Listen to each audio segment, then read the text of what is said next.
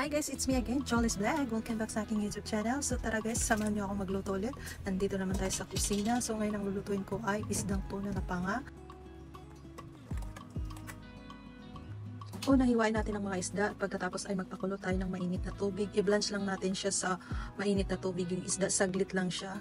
Ayan, tinapon lang natin yung tubig na mainit. Ayan, pinunas-punasan natin ng kitchen towel. At pagkatapos ay i-marinate natin siya sa black pepper. Ayan, depende sa inyo kung gaano karami ang gusto nyong ilagay sa black pepper. At pagkatapos nyan ay naglagay din pala ako ng basil. Konting basil lang nilagay ko. And then salt, konting salt lang kasi titimplahan pa natin yung isda. May sauce yan. So ayan guys, ganito din ang way sa pagluluto ng isdang panga. Kung hindi nyo alam, kung ang lagi nyong naisip ay pwede lang i-prituhin, i-ihawin. Ganito naman ang lutuin natin guys. So, ayan, pagkatapos ay nagpainit ako ng mantika, prinito ko ng isda. Kailangan guys, hindi tusta ang pagkaluto ng isda. Ang pagkaprito ng isda dahil lulutuin pa natin to. Tayong mga Pilipino, mahilig tayo sa malutong na pagkaprito ng isda. Mahilig tayong kumain, di ba, ng ganyan. Pero dito sa mga Chinese ay hindi sila mahilig sa mga ganyan. Gusto nila yung pag kinain nila, sobrang lambot lang. Yung juicy lang. Tamang-tama lang pagkaprito. Ayan, sa unang batch ay sinit aside ko na nga. Ito na yung second batch. Ayan, hanggang sa mag-golden brown lang. Sakto lang ang pagka-prito. So, ganun lang kasimple guys. Kung nag-iisip kayo kung paano magluto, kung anong mga dapat lutuin. Kung nahihirapan kayo, tingnan nyo tong video na to para may idea kayo. So, comment kayo guys kung saan kayong bansa ngayon or sa Pilipinas ba, comment lang kayo kung nagustuhan nyo tong video na to, pakishare na rin. So ayan, sinit-aside ko na naluto ng lahat. Bali yung mantika, hindi ko na siya dinagdagan, sakto lang yung mantika. Yung pinagprituhan ko ay yan na lahat. Yan na, hindi ko na rin binawasan. So ayan, magsuti lang tayo ng ginger, onion, and garlic. And then yung next ang tomato. Konting tomato lang yan guys, sa kalahating tomato lang yan.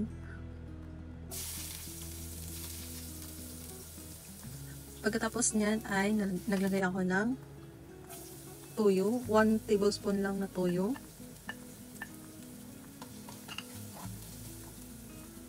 One tablespoon of oyster sauce. Naglagay din ako ng 1 teaspoon of black soy sauce, dark soy sauce. And then naglagay ako ng kalahating tubig, kalahating basong tubig. And next, naglagay din ako ng isang kutsarang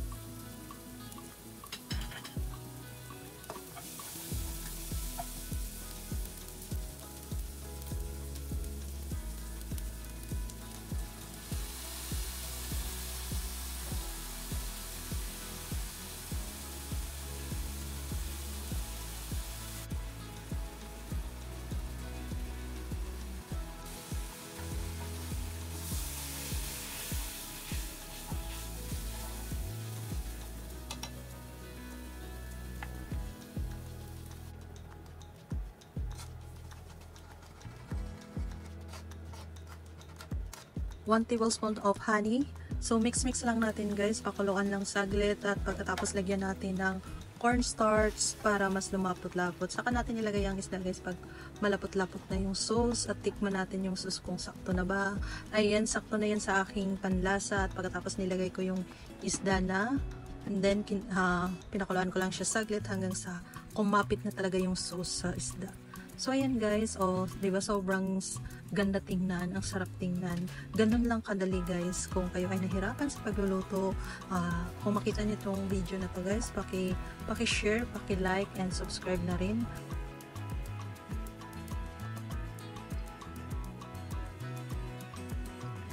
And syempre guys, paki-comment na rin sa recipe na ito kung nagustuhan nyo, kung na-try nyo itong recipe na ito, paki-comment kung ano ang masasabi nyo sa recipe na ito. Thank you guys, thank you for watching and see you in my next video guys. Bye and God bless.